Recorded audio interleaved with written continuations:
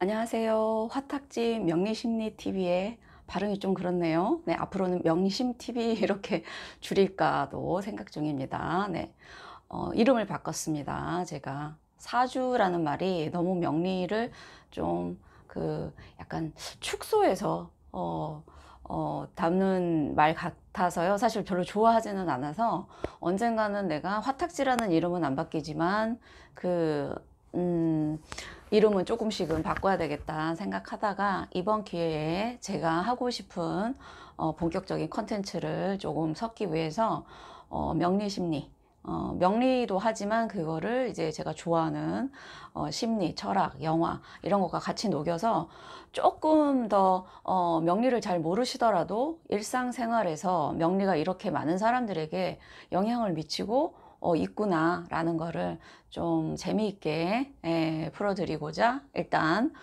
이름을 바꾸고 그 바꾸는 기념하에 머리도 자르고 네, 이렇게 새로운 마음으로 이제 봄이 이제 진짜 사람의 봄이 시작되는 이제 청명이 다가오고 있기 때문에 네, 저도 좀 새 단장을 하는 입장에서 네, 오늘 제목을 좀 보시고 좀 이렇게 그걸 후킹이라고 그러죠. 제목에 좀 자극적인 제목을 넣어서 헤드라인을 넣어서 사람들로 하여금 이건 뭐야 라고 하게끔 하는 좀 후킹하는 제목을 제가 달았는데 사실 제 얘기는 아닙니다.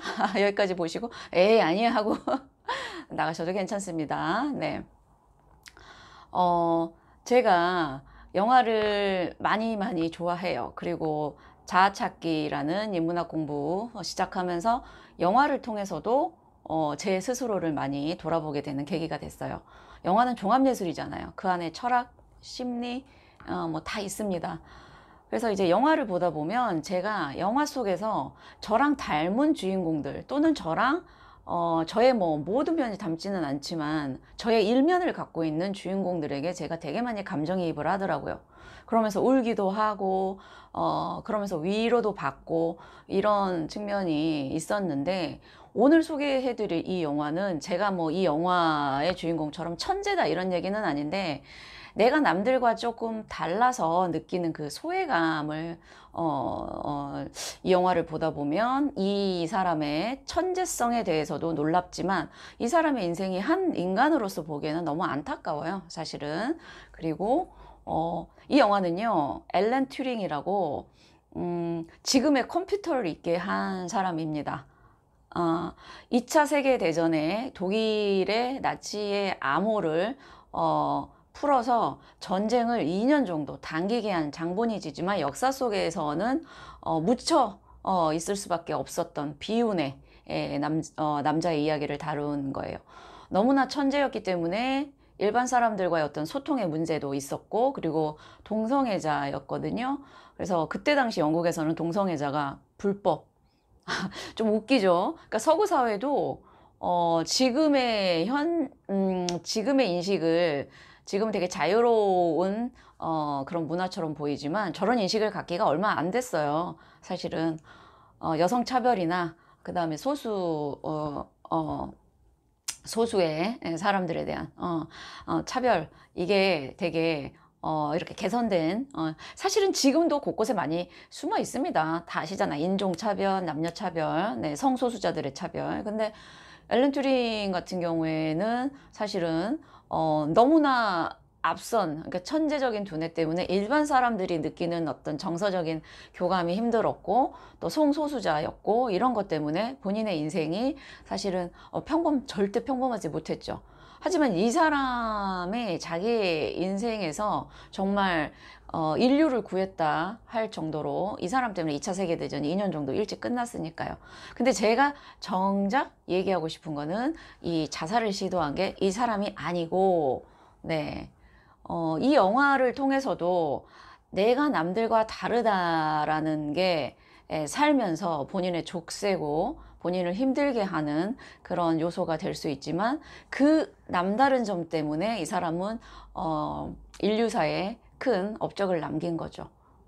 근데 이제 제가 오늘 말씀드리려는 사람은 이 영화의 이미테이션 게임이라는 이 영화의 각본을 한 남자 작가인데요.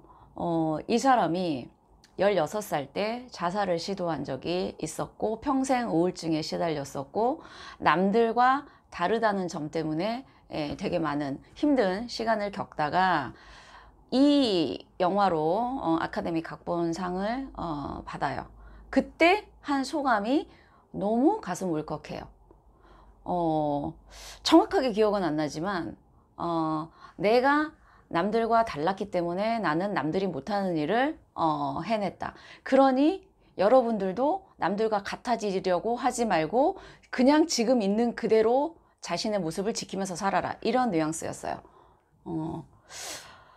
되게 많이 울컥했던 게 저도 사실은 제가 명리까지 공부를 한 이유가 어쩌면 제 인생에 있어서 그 사주명리에서 얘기하는 심리적으로 좀 불안하면서 약간 영적인 그 차원의 것들에 관심이 많고 소위 얘기하는 뭐 귀신을 본다. 저는 귀신을 보는 정도까지는 아니지만 꿈을 되게 잘 꾸고 가끔 컨디션이 그러할 때는 유체이탈 비슷한 경험도 사실은 이런 것들을 경험한 적이 꽤 어렸을 때부터 있기 때문에 이거를 일반적인 사람들한테 얘기하면 저를 조금 특이하게 보죠. 근데 저는 많이 특이한 케이스는 아니었지만 늘 내가 다른 사람들하고 좀 많이 좀 다를 수 있다.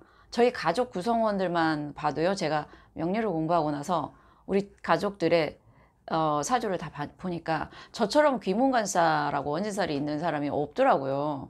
별로 없더라고요. 다 없는 건 아니고. 그래서 내가 특이했었던 게 단지 귀문관살 때문만은 아니지만 또 다른 요소가 있지만 이것 때문에 내가 희한한 데 관심이 많고 남들처럼 평범한 삶에서 어떤 기쁨이나 만족을 못 느꼈구나 이런 생각을 하면서 이 공부가 사실은 저 있는 그대로 보게 했고 내가 남들과 다르기 때문에 나만의 뭔가 독특함이 곧 나의 메리트가 될 수 있구나 이런 생각을 저도 해왔거든요. 그래서 귀문가살이 있으신 분들이 우울증이나 자살 충동이나 이런 것들이 있을 수 있어요. 정신적으로도 조금 이렇게 안정감이 없는 그런 분들이 많지만 이런 분들이 본인이 정말로 원하는 거에 집중할 때는 일반 사람들보다 몇 배 뛰어난 집중력을 발휘해요. 그게 주로 문화 쪽이에요. 문화, 예술, 그다음에 학문 쪽의 두각을 나타냅니다. 사실은 이제 세계사에서 좀 이름 내놓으라 하는 예술가들 중에서도요 귀문관살 가진 사람들이 꽤 많고요. 꼭 귀문관살이 아니라더라도 비슷한 성격을 갖는 뭐 형살이나 그런 것들도 있는데 오늘은 그냥 명리 초보자들을 위해서 본인의 사주에 귀문관살이라는 글자가 네, 이 정도 있습니다. 네. 이런 글자들이 붙어 있을 경우에는 더 강하고요. 떨어져 있어도 우울감과 기본적인 어떤 평범하지 않은 호기심 같은 건 발동될 수 있거든요. 이 정도 글자들 를 갖고 계신다. 본인의 요즘 어플에다가도 넣어서 본인의 사주를 많이 보실 수 있으니까요. 그리고 이런 거 있죠. 저는 귀문관살이 없어도 남들과 달라요. 그거는 제가 앞으로 또 다른 이야기로 해 드릴게요. 남들과 다른 거는 단지 귀문관살 때문만은 아니고요.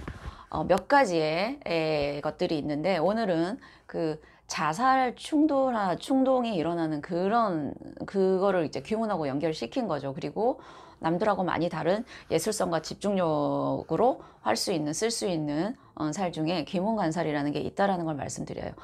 살면서 자살을 생각해 본 적이 없는 사람은 없을 거예요, 사실은. 근데 이 충동이 일어날 때를 못 참아서 사실은 발생되는 거지, 계획하에 자살을 하는 사람들은 별로 없을 거라고 생각해요.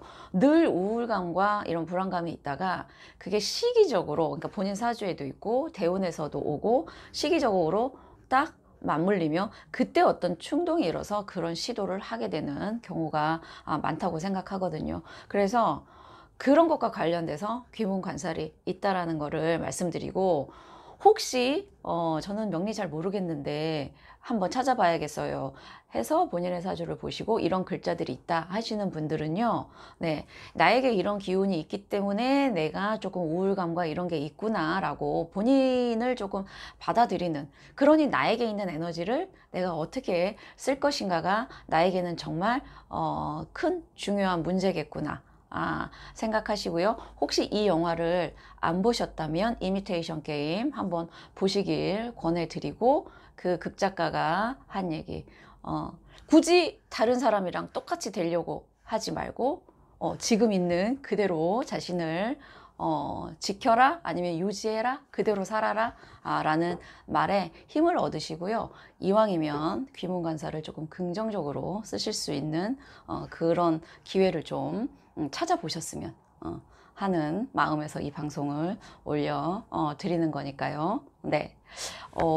사실 이 첫 시도라 어떻게 보여졌을지는 사실 모르겠어요. 제가 자료도 많이 넣고 해야 되는데 앞으로 조금씩 더 발전된 모습 보여드리고 책, 소설, 영화 모든 어떤 장르를 가리지 않고 명리랑 연결되는 거를 있으면 찾아오겠습니다. 감사합니다.